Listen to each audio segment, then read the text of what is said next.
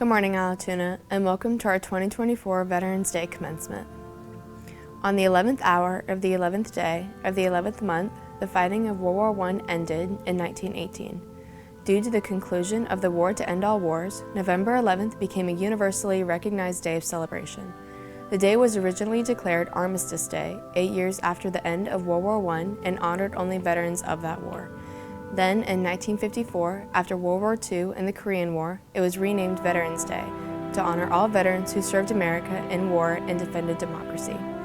So today, we honor all of our veterans who unselfishly placed their lives on the line for our freedom. If we look to the answer as to why for so many years we achieved so much, prospered as no other people on earth, it was because here in this land, we unleashed the energy and individual genius of man to a greater extent than has ever been done before. Freedom and the dignity of the individual have been more available and assured here than in any other place on earth. The price for this freedom at times has been high, but we have never been unwilling to pay that price. Those who say that we're in a time when there are no heroes, they just don't know where to look. The sloping hills of Arlington National Cemetery, with its row upon row of simple white markers bearing crosses or stars of David, they add up to only a tiny fraction of the price that has been paid for our freedom. Each one of those markers is a monument to the kind of hero I spoke of earlier.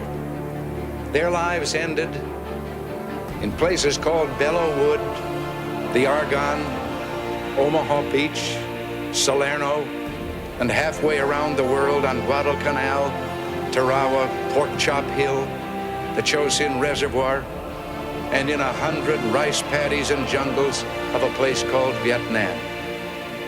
Under one such marker lies a young man, Martin Treptow, who left his job in a small-town barber shop in 1917 to go to France with the famed Rainbow Division. There on the Western Front, he was killed trying to carry a message between battalions under heavy artillery fire. We're told that on his body was found a diary. On the flyleaf, under the heading, "My Pledge," he had written these words: "America must win this war. Therefore I will work, I will save, I will sacrifice, I will endure. I will fight cheerfully and do my utmost as if the issue of the whole struggle depended on me alone." We must realize that no arsenal in the arsenals of the world is so formidable as the will and moral courage of free men and women. It is a weapon our adversaries in today's world do not have. It is a weapon that we as Americans do have. Let that be understood by those who practice terrorism and prey upon their neighbors. As for the enemies of freedom, those who are potential adversaries, they will be reminded that peace is the highest aspiration of the American people. We will negotiate for it, sacrifice for it. We will not surrender for it now or ever. We are Americans.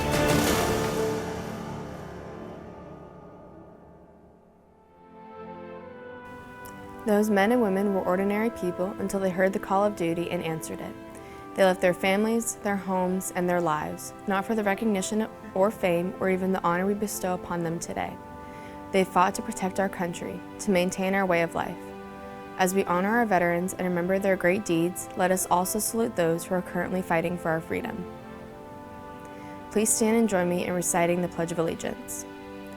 I pledge allegiance to the flag of the United States of America and to the republic for which it stands, one nation, under God, indivisible, with liberty and justice for all. Please pause with me for a moment of silence to honor all of our veterans for the sacrifices they've made in defense for our country.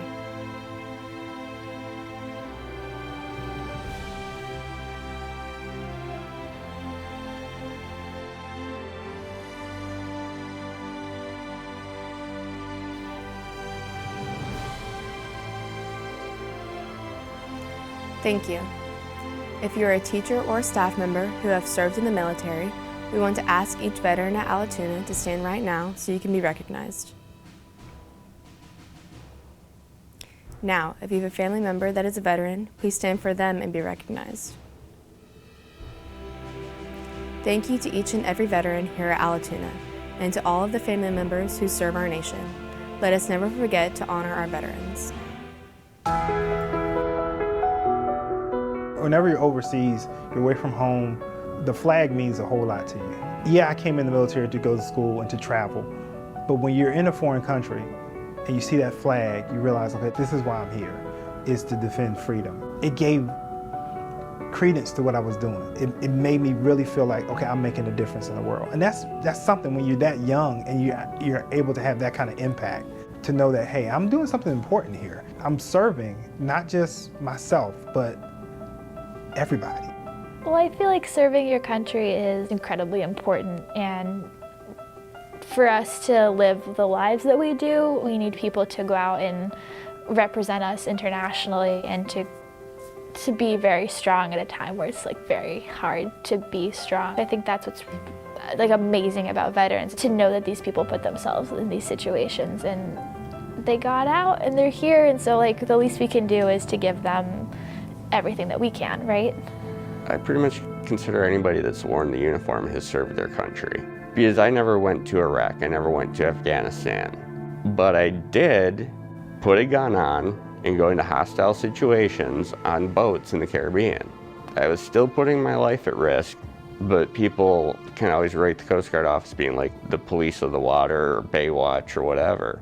So even if somebody doesn't have a badge or a pin saying that they were in combat or in a hostile situation, doesn't mean that they haven't put their lives in danger serving their country. Less than 1% at any given time are in the armed forces, and so it's not something that a lot of people want to take on. And I can understand why. There's a lot of time apart from your families. It's not great conditions. I mean, I know that people can serve their country in any number of ways. When you're looking at needs and sacrifices, the military is a bit unique, I would say. I served my country by signing up, raising my hand, and willing to go if the time came. My brothers actually did go, and lots of my friends have gone. It's when you actually go and you step on that other country's soil and you do what you have to do. I didn't do that, so I don't think I served as much as some people. I think what gets me, sorry, is that I knew these people. My heart goes out to them. So I don't feel like I served. I mean, I did, but I didn't, not to the extent that they did.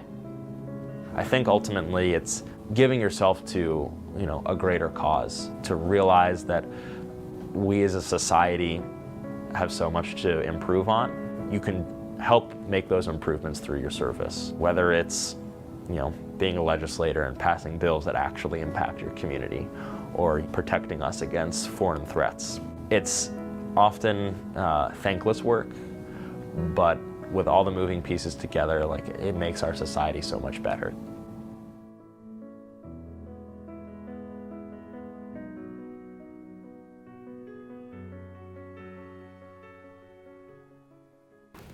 Officer Garnigan, thank you for joining us today for our local Veteran Spotlight, and thank you for your service to our country. Appreciate it. Thanks for having me. Which branch of military did you serve in? I was in the Air Force. How long did you serve, and what were the years? I served for 22 years. No, I take that back. That's law enforcement. I served 13 years in the Air Force from 1984 to 1997. Can you tell us a story of how you decided to join the military? Yeah, that's kind of interesting. It was not my choice to either go in the military or be a cop, but my uncle came and took me to see a recruiter because I was kind of going the wrong way, making some bad decisions, which it turned out right. What values did you gain from your military service, and can you share a story or two to help illustrate the values? I think some of the values that that I got from the military was some of the things that was already instilled in me when I was growing up. Treat people like you want to be treated, camaraderie, integrity, honesty, just looking out after people that are less fortunate than yourself. How did your experiences in the military shape you as a person? Good question. To answer that, I don't think that, how can I answer that? I'll tell you what, I think it built upon, like I said, what was already instilled in me and the way that I was brought up in the community. Do you have a story of your experiences in the military? No, I was gonna say none that I can tell. No, I had some great stories, great times. I met some great people, traveled all over. I guess one of the stories that I could tell or would like to tell is, like when you say Air Force, everybody think about all you did was fly, or we don't do any work. So when I went in, my first few years of the military was I was in the mobility unit, which is the Air Force version of the Marines and the Army. And so I used to go out in the woods and play war games for weeks on end or months on end. And so on one such exercise, the Army unit we was out with gave all of us Army t-shirts because, again, everybody think that we don't do any work. And to this day, my wife is gonna kill me, and probably Mr. Williams don't tell her. It has holes in it, but I would not get rid of that Army shirt because I think we deserve that, and it was an honor to have received that from them.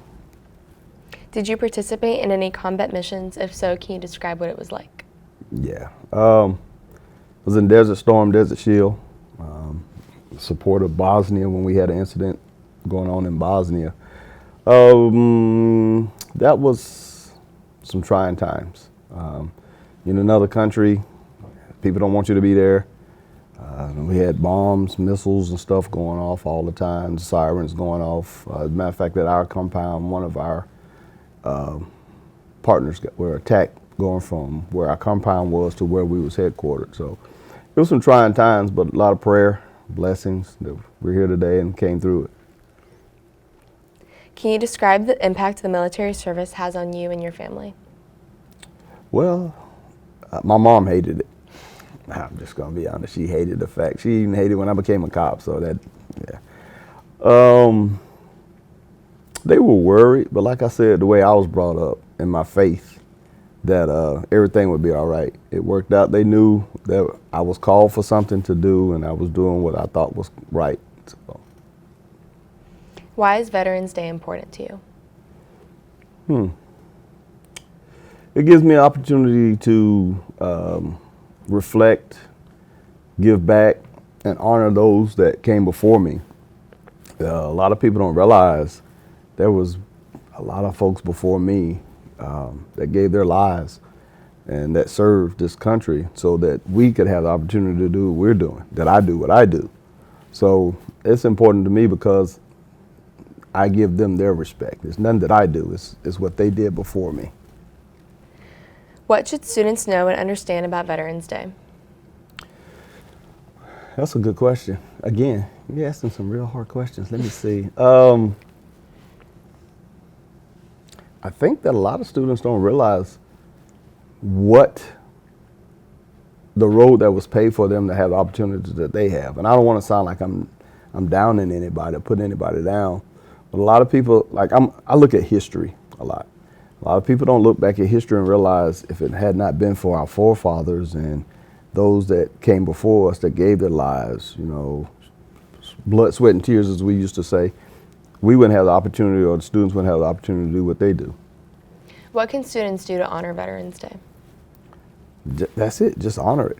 A lot of people don't believe in a lot of things, but me, I've always been raised, you give respect and you give honor. So if you see a veteran, just, if nothing else, just say thank you. I do.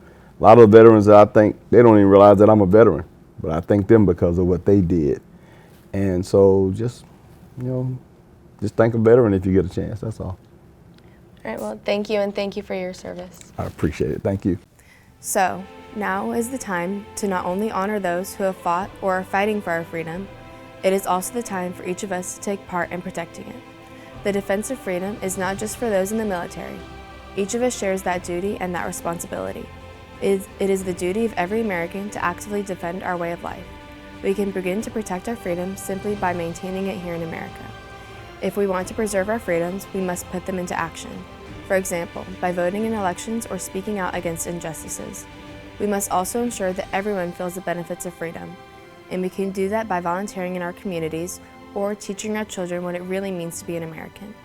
Veterans Day isn't just a day for veterans, it's a day for all Americans. It's a day to remember why they were fighting, and a day for all of us to begin our journey of protecting our freedom and the freedom of many future generations. Thank you for honoring our veterans today. Let us walk toward tomorrow still honoring them by living in the freedom they protected.